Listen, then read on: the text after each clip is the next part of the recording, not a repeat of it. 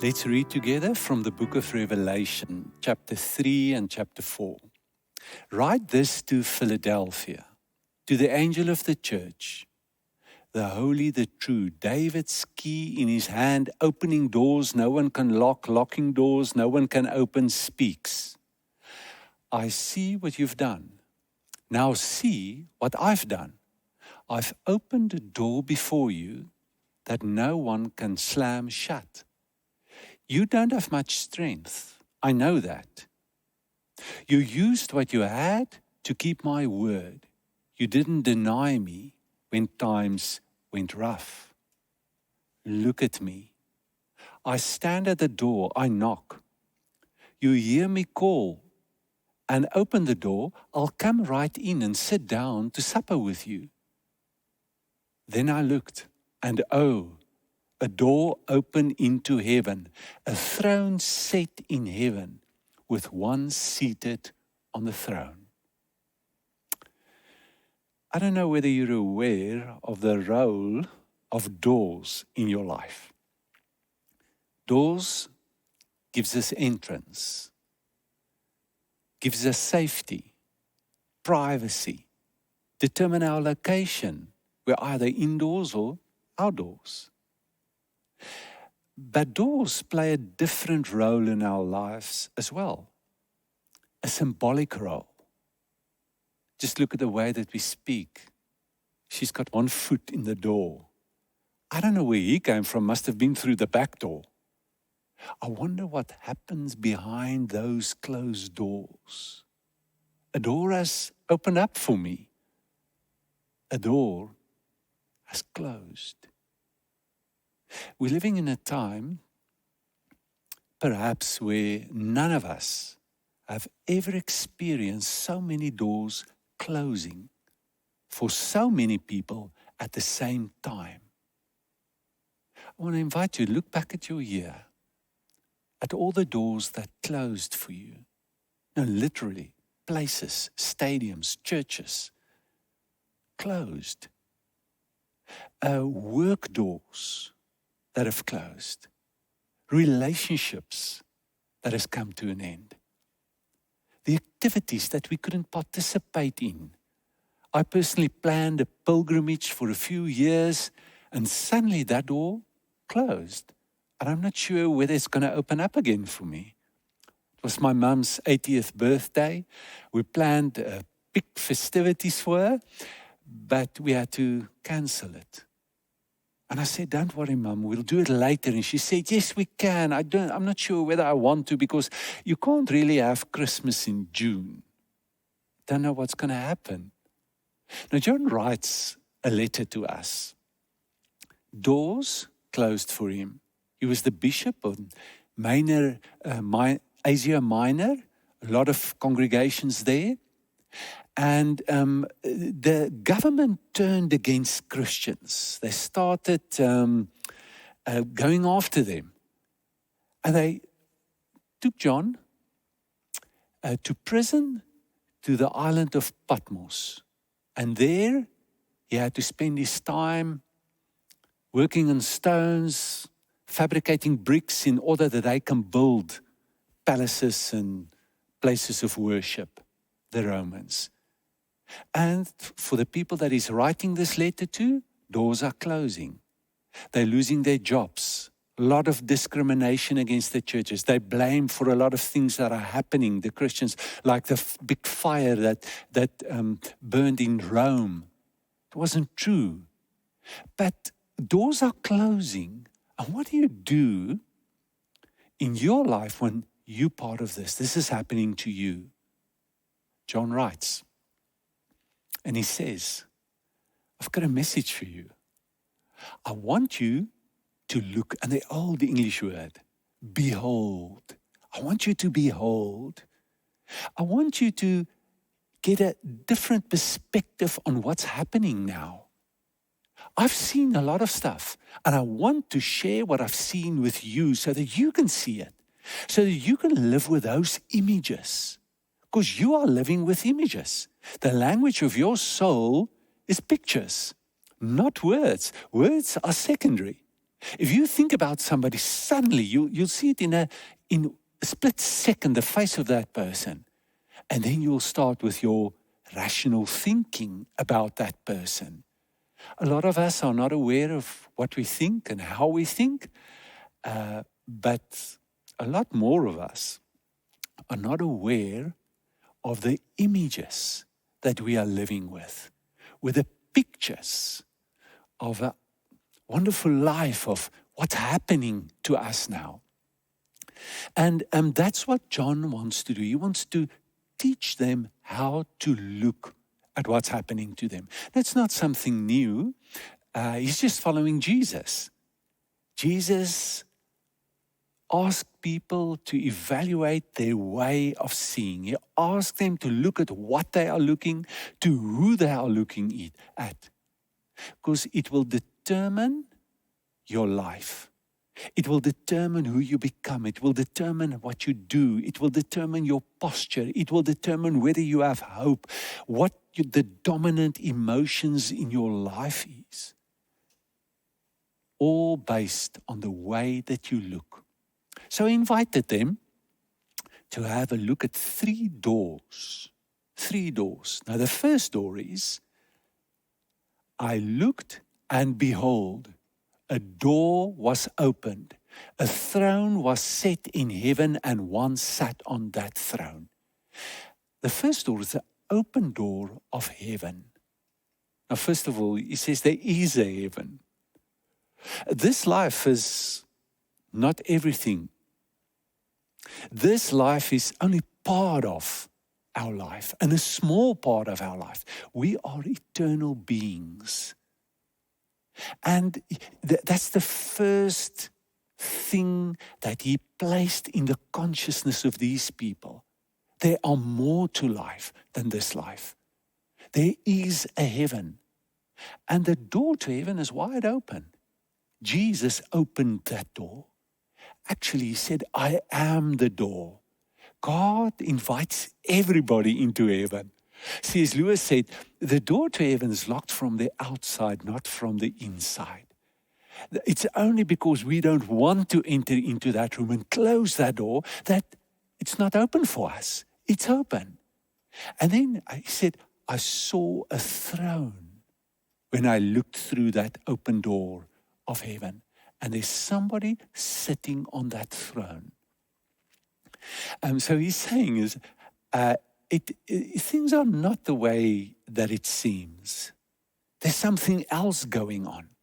Something that you can't see with your physical eye. There's a big story, God's story of what He's doing. He's doing and working through all the stuff that is happening. There's your story. Look at yourself and look at what He's doing. Find yourself and your story in this big story that's happening. He wants to give them ultimate perspective because they've got a relative perspective on what's happening. If you say, I saw the sun come up this morning and I saw the sun set this evening, it's a relative truth. If you can get in a spacecraft and just get some distance from the earth, you will see the sun doesn't set and the sun never comes up. That's an ultimate perspective. That's the ultimate truth about the sun. And that's what John is trying to tell us. There is a throne. A throne means there is governance. It's chaotic. It looks as if the devil is let loose. It looks as if the devil is ruling. He says, no, there is a throne. And Jesus is on the throne. And then he gives him a lot of names to tell us about something about who he is, but also something about the way that he functions, the way that he does things. He is the Holy One. He's the truthful one. He's the Alpha, the Omega, the beginning, the end. He's the one who is, who was, who forever shall be. He's the firstborn. He's the witness of God. He's also 𝗲𝗲𝗏, the one who opens doors and the one who shuts doors. So things aren't what they look like. And it's a big invitation for us to have this view of heaven and of a throne. It perhaps helps us to deal, first of all, with doors that are closing in our lives.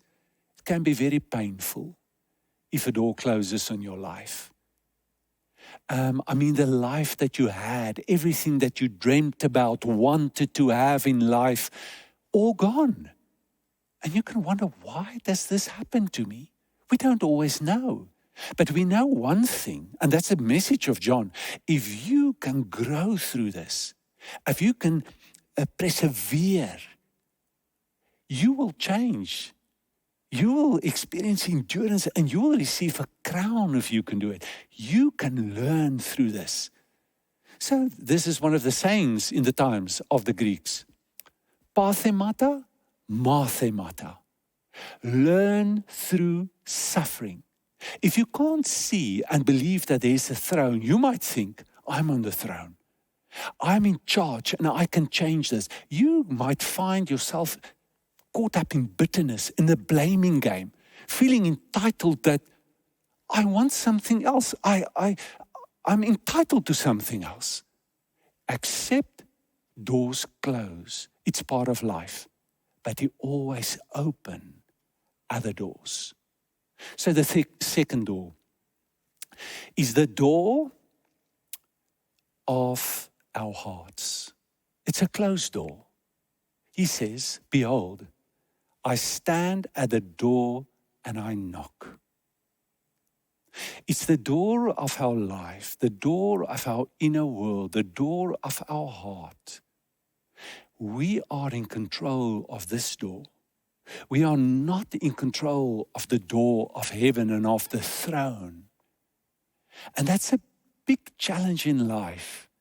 Sometimes we think too little of ourselves and we don't know the power and the control that we have or the influence that we have. But sometimes we miss it completely and we think we have the control. We don't have the control. But one thing is for sure, the door to our hearts, we are in control. He's given us that power to open up our hearts. And it's our responsibility to open up our heart for God so that He can have community with us. Isn't it strange that He stands and knocks at the door of a church, of Christians? Well, it becomes more clear when we look at what it means. I will come in and have supper. I will come in and commune with you. I'll spend time with you. We'll become friends, So that's the invitation. And 𝗬𝗲𝗿𝗀𝗃 said that our inner world is like a castle. There's a lot of rooms in our inner world. And sometimes there are doors that are closed of our heart. And the invitation is to open up every heart, every door of our heart for God. Perhaps there's the man cave. He's not part of it. He's not welcome there. Perhaps it's the dining room, eating, the bedroom, whatever. And this is the invitation so that you can go through life with Jesus. You can be successful like these Christians of Laodicea and can have a lot and be very religious. But you don't have that friendship with Him. And He wants that with you, especially with a door that closed in your life. He wants to go through it with you, to help you to let go. Because what you do with a door that closes will determine the door that opens up for you. So here's the question. Have you opened up your heart? Do you hear the knock, the invitation to go through life, whatever happens, with Him? The third door is an open door. He says, behold, I've set before thee an open door. Behold, look at it. There's always an opportunity, a door that is opened up for you. You've just got to see it and then step through it. Now, there's a lot of things that can stand in our way not to see the door or to move through the open door. And one of those are the fact that it's hard for us to let go of the door that has closed on us. Helen Keller said, when one door of happiness closes, another one opens. But often, we look so long at the closed door that we do not see the one which has opened up for us. Helen Keller was born deaf and blind. And somebody once asked her and said, it must be terrible to be blind. And she said, no, there's something far worse than that. And they said, what? She said, to live without vision. And she says, you've got to see the door that God opens up to you. But like Martha, like Mary, you can be so blinded by your grief of the door, of the life that you've lost, that you can't see the door that is open. You can't let go. You hang on to it. But by doing that, you say that you know better what you need. And you say, I'm in control. I can change this. So that's one of the big invitations of a closed door, is to accept it and to let it go. But to know this is not the end. There is another door opening up for me. Sometimes we're full of fear. We don't know what's on the other side of this door. And I don't want to live in uncomfortable. I don't want to be upset. I don't want to lose my groove. But the invitation is to risk. Let it go. This door opens up for you. Go through it. Perhaps we've got to discern. Somebody told me yesterday that about the doors that closed on their lives, and they were very anxious, worried about what's going to happen to them, and suddenly 3 doors open up to them. Wonderful doors, and they don't know which one to take. You've got to discern. You might have a lot of open doors. You can't walk through all of them. What's the door that's opening up? The door from... Sometimes we look at the door and we think it's too small. I want a big door. Now the prophet Zechariah warns us and says, don't despise small beginnings. It might be small now. It's an opportunity from God to walk through that door. So I wonder what John felt about his door. What's the door that was opened up to him? Is it his writing? It might be the only thing in the evening that he did where he felt, but this might be useful. He never knew whether it would reach the people he's writing it for. And I think the guys that were censoring the letters on the island looked at it and they said, well, let's send it. Let them see. This old man has lost it. Talks about dragons and animals with 4 heads and strange things. Let's show them. He's lost it. But at the time that he might have felt that there's not a lot of meaning in my life. I can't really do anything.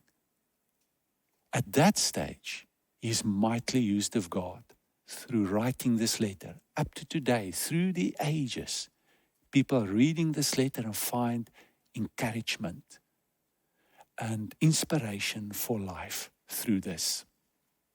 So I want to ask you about the door that is closed in your life. Is it somebody that you've lost, a relationship, a dream that died, wholeness that lost? Do you see, can you see the opening up of another door and opportunity? Just one story to end with. Somebody had long COVID, and now she's living with a chronic condition after COVID. And here's her words. Of course, nobody would like to sit with a chronic condition. And I've asked God to take it away a lot of times. But I'm sitting with it now. But to be quite honest, if I had to make the decision of the life I had without this condition or the life that I have with this condition, I choose the life that I have now with a condition. Because there is depth. There is clarity that I haven't lived with. I know what is important now. And strangely enough, I experience so much gratitude in my life. Suddenly, little things have become so pleasurable to me. And the relationships that I live in gratitude and experience and appreciate every moment of my life now. And especially those moments that I'm without pain. A new life is busy taking shape. And I love this life. It's a new door that has opened up for me. So friends, I invite you for this next week or time that lies ahead, that you would walk with a prayer, that you would pray every time that you walk through a door. And the prayer must be the desire of your heart. Is it perhaps to see the open door of heaven and the throne and Jesus on the throne? Perhaps you're battling with it. You're battling with meaning and why all these things are happening to me and in the world. The invitation is to pray that prayer then. Lord, open my eyes so that I can see the throne. Perhaps you want to open up a door for him in your heart and you find it hard. Ask him, help me to open this room, this door in my heart for you. Perhaps it is to see the open door. That's one of the big prayers that Paul prays. He says, he prays that we might see the open door, the possibilities of our lives. Clearly see it. Lord, open up my eyes so that I can see the door that is open up for me.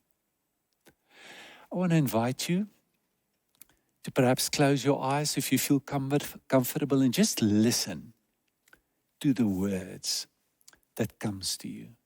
And imagine that he's with you and he's saying these words to you.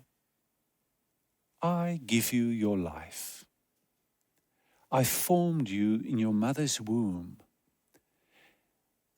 And it's through my will that you've entered this world. Look at everything you have in your life and what makes up your life. The place where you are. The people in your life. The things that you have. The opportunities. All the activities that you're participating in. Everything that comes your way. I've given it to you. All these things come from me. Everything in your life is a gift from me. Look at your body. Look at your organs, your senses, the ability to see, the ability to hear, the ability to smell, the ability to touch, the ability to feel. It's a gift.